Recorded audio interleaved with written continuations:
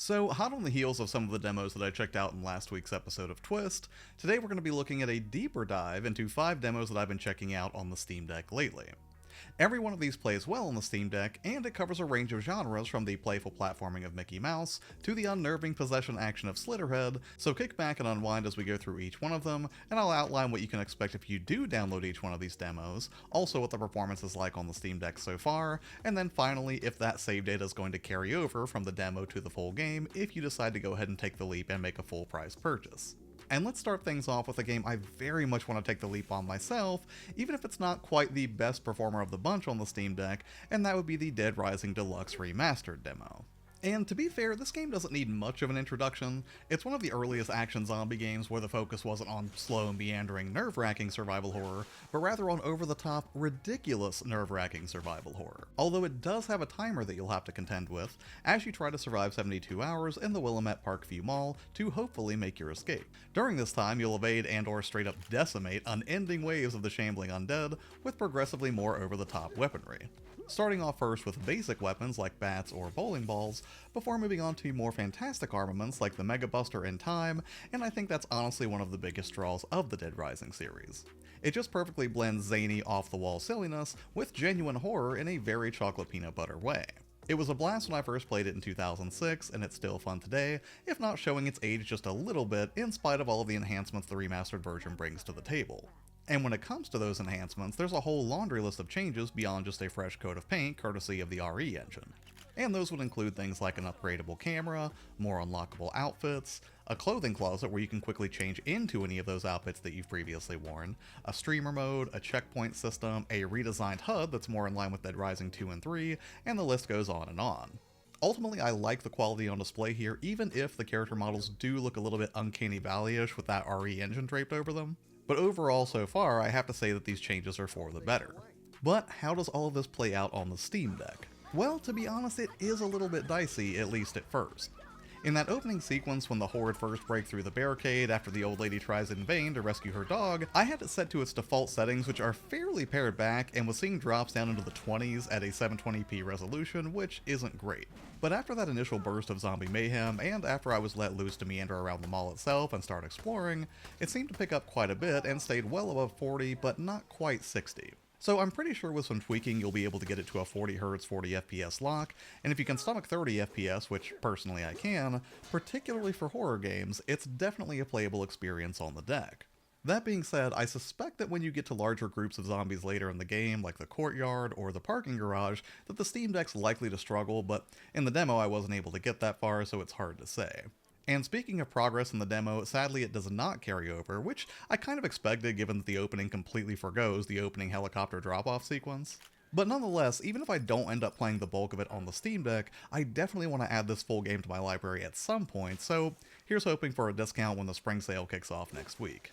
Now stepping away from horror, let's shift our focus to a more playful protagonist, one who, hilariously enough, also got a remaster last September and faces his own gang of unsightly horrors, although in a much more cartoony way, and that would be Epic Mickey Rebrushed. Like I already mentioned, this is a remaster, and the original game released back in 2010 on the Wii, and I actually still have my original copy sitting over here on the shelf. But crucially, I hadn't played it since 2010, so diving back in was essentially a brand new experience, and one that I was thrilled to jump back into given that the Wii maxed out at a 480p resolution, and frankly, with a world as magical and whimsical as Disney, this really does deserve the HD treatment. But if you missed the game the first go-around, Epic Mickey sees everyone's favorite mouse dropped into the Wasteland, a pen-and-paper stylized world created in the game's narrative by the sorcerer Yen Sid, who you might remember from Fantasia. And after accidentally causing the creation of the Wasteland, years later Mickey gets dragged by the Blot into that ruined world, armed with a brush for dispensing paint and thinner, and is tasked with putting everything right, and so begins your adventure.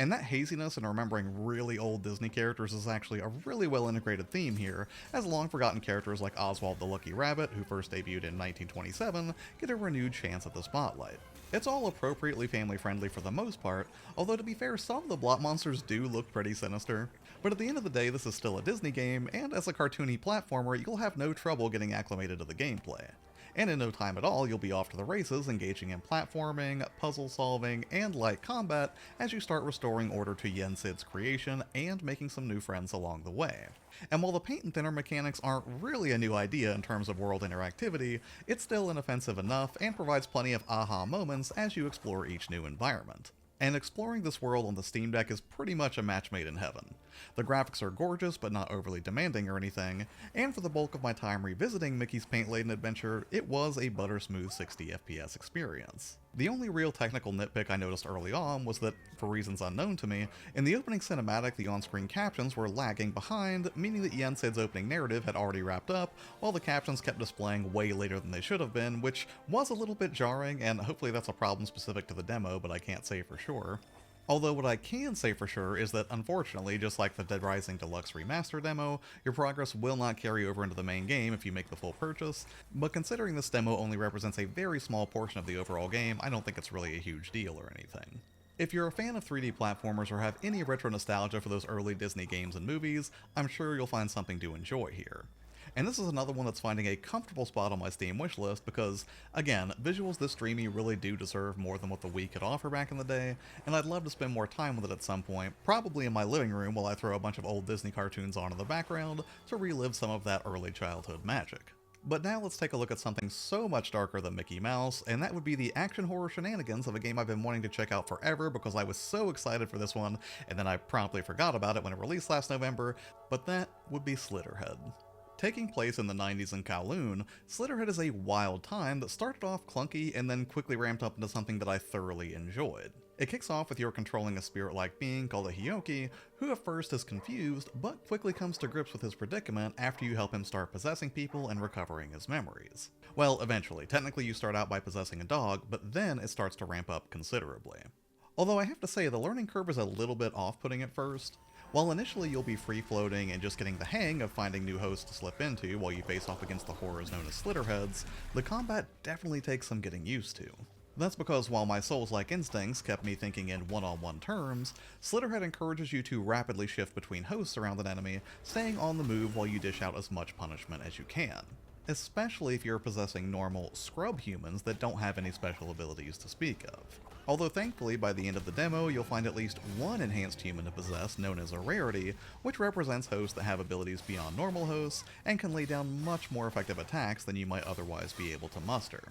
Beyond the interesting mechanics, I also really like the atmosphere and visuals on display here. The monsters are utterly grotesque in a tantalizing way that's hard to look away from, and with a soundtrack from Akira Yamaoka driving everything forward, the whole vibe here will be right up your alley if you're a horror fan. And I'm happy to report that by and large, the default settings of a 720p resolution and medium graphics preset kept it at a mostly consistent 60 FPS the entire time, which I think makes sense considering it's not a massive open world or anything, and while the visuals are artistically interesting, they're not technically demanding in any significant way that I could see. And I'm even happier to report that this game's demo progress does carry over, so if you do end up taking the leap on the full game, you can pick up right where you left off, and in so doing shave about 45 minutes or so off of the beginning of the adventure, which I have to say does culminate in a much more satisfying battle than the earlier portions. Ultimately, Slitterhead won't be for everyone, and based on its so-so reception from critics, I guess that shouldn't be surprising, but if you're in the mood for some horror-themed action that takes some risks and does some really interesting, albeit slightly flawed new things in the genre, I heartily recommend at least checking out the demo. And if I had to make a comparison to a game in recent memory that comfortably slots into that destined to be a hidden gem sweet spot, I gotta say I could not stop thinking about Wanted Dead, so if you're cool with a few rough edges and enjoy a good spooky tale with some unique third-person action mechanics, you've got nothing to lose and at least a main game save file to gain if it does end up resonating with you. And speaking of games that resonate, this next one also kicks off with some possession, but rather than random citizens on the street, you'll be in control of an absolute beast of wanton violence in the Souls-like The First Berserker, Khazan. And right out of the gate, I have to give props to Jeff Rodriguez for the heads up on this one, because he did mention this in a comment a few weeks back, and after checking out the trailer, I was fairly certain I'd be in for a good time here, and that's exactly what I got from this one. The First Berserker Khazan is a Souls-like where you'll guide Khazan, a disgraced general who was framed for treason and banished to the Snowy Mountains. And if that wasn't disgraceful enough, the game also makes it a point to tell you that the tendons in his arm were severed as the cherry on top of his sad tale of unjust punishment, which, at first I thought this was just a really weirdly specific thing to point out, but it does make more sense after the adventure kicks off, so I won't spoil it here. And after the adventure ramps up proper, you will feel right at home if you're at all a fan of FromSoft games, and maybe even if you're not. And the reason that I say that is the staples you'd expect from this type of game are all here. You've got what are effectively bonfires where you can rest, recover, upgrade your stats, and also respawn all of the enemies. You have brutal combat that requires careful timing and stamina management. You've got dense, tricky environments to navigate with occasional perilous platforming and shortcuts to unlock. And naturally, you'll get to savor plenty of Khazan has fallen game over screens just before you trudge back to where you were struck down to retrieve your souls. Sorry, I meant Lacrima, which serves as your currency and upgrade material. And all of this is set against a gorgeous fantasy world that's made more visually interesting by Borderlands-esque graphic novel-style character models. I think the best way I could describe this experience would be if Dark Souls and Code Vein had a baby, then you would get the first Berserker Khazan. And while it's not quite as polished as a true FromSoft outing, there's a real beauty in its simplicity here. Because one of the biggest barriers to entry for these types of games is their complexity, if not outright obscurity, when it comes to certain mechanics. And while Khazan doesn't explicitly hold your hand, it does hit that perfect sweet spot of keeping what makes the genre great without overcomplicating things for the newcomer. And I say this as someone who's put hundreds of hours into games like Bloodborne, Demon Souls, Sekiro, Elden Ring, and as much as I love all of those games, I can't deny I breathed a sigh of relief when every item, system, and mechanic was clearly explained throughout my time with the demo. When it comes to performance on the deck, at first I thought this was going to be a total disaster, because in those opening in-engine Snowy Mountain cutscenes I was seeing the frame rate drop into the 20s at default settings,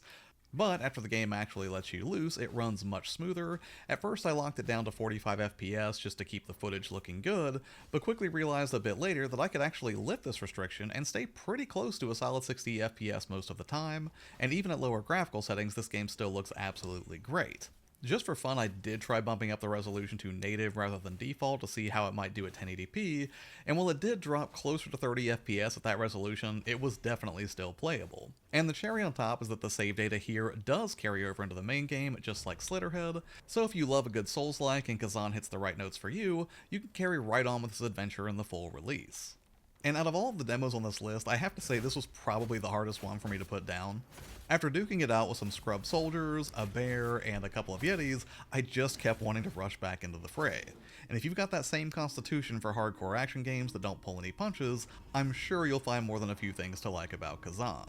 And finally, this last entry is going to be a little bit shorter than the others, only because I already talked about it in that first episode of Twist, but I really did want to speak to it a little bit more, and that would be Like a Dragon, Pirate Yakuza in Hawaii.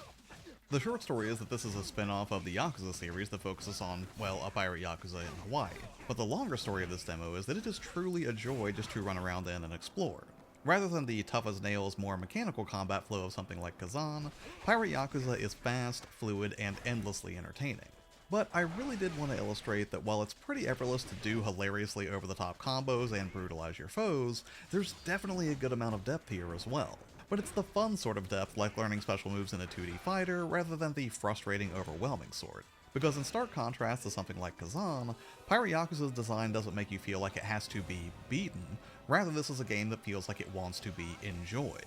And the demo really does drive this point home with a lot of little design decisions that I failed to mention earlier. For starters, it throws you right into the action rather than forcing you to wait through a lot of tedium before things start to get good. And once you do start digging into the RPG mechanics, like equipping new gear, you'll find that they gave you a ton of items to equip right off the bat, complete with a range of rings that Majima can slip on to augment your combat abilities. And when you're not picking random fights with an endless supply of thugs roaming the streets, you're free to wander around and take in the sights, or just go full-blown fashion show by equipping tons of costumes that they make available for you to check out right from the jump. Don't get me wrong, it's still a bummer that you can't sample the naval combat in this demo, and that you can't carry the save data over, but I'd be remiss not to mention again just how fun this experience was, because if it leaves an impression this good, I can't imagine what a great time the full-blown game will be. And while it's not the best performing of the bunch from a frame rate perspective when it comes to the deck, I'm more than willing to keep playing it there periodically even if I'm only making small chunks of progress, while I reserve longer play sessions for my desktop rig. So if you haven't tried this one out yet, I can't recommend it enough, and I'm confident that even if you know nothing about the Yakuza games, you can still hop in and have a great time here. Alright, and that's it for this one, and while I did have fun with every one of these games, my top pick overall would have to be a toss-up between Khazan and Pirate Yakuza in Hawaii. Both have great combat in entirely different ways and have very different vibes, but if you're somebody who can appreciate both in equal measure, again, I can't recommend these enough. But for now, I would love to hear from you about what demos you've been checking out lately, especially since we did just have Next Best drop and everything. So please do let me know in the comments below if there's anything in particular that you'd recommend. As far as upcoming videos on the channel, I am working on a Games That You Made Me Play community-driven episode, which should be coming out in the next few weeks, and then also still working on refining the Twist format for the weekend, so stay tuned for those. As always, thank you so much for your time and hanging out here on the channel. It means a ton to me. Have a tremendous day, and I will see you on the next one. Bye.